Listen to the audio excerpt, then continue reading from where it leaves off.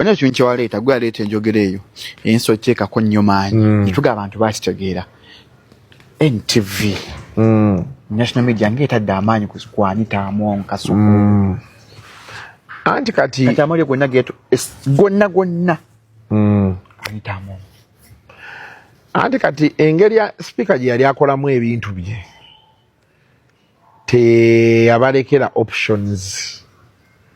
Speaker yali omuntu asobola okugamba tekiriddamu kubaawo ekyo n'akimala n'atalekawo room for discussion.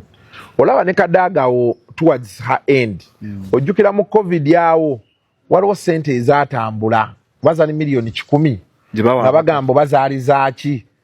The speaker fell out with NTV, actually NMG, but bagezaako teekawo embeera eyogera era twagenda omaliza nga speaker aliko NTV bamukyaziza. Ekintu kya Mungu kyakeera ku makya Pierre yegambye mu denounce tugamba speculation awe yatandikira next up a day later ali ku State House boogera speculation netandika kati awo ne balyoka batandika embozi ya corruption. I don't think that is it. There has to be something more than meets the eye. Ne president baba anaakola president naye alina PR machinery ye muganda wange president enkola y'emirimu gwe wona omanyi enkola abantu gye bakolamu.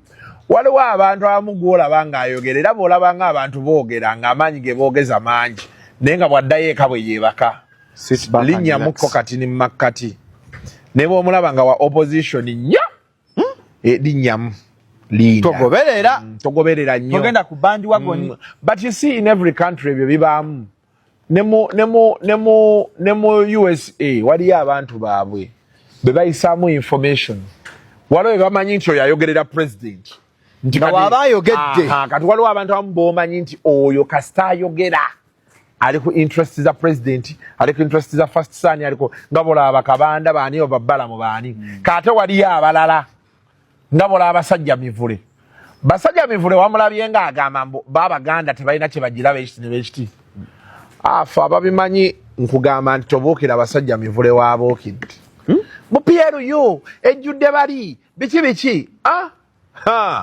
nedda basajja mivule muleke gwe ddayo olabe bw'abadde awaana General Muhoozi.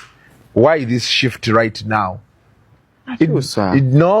It is not a coincidence. Tabannamere naye bwe yakyusaamuko anti ye nga amaze kubeera ati ye twamulaba nga bamututte kati basajja mivulani yamututte.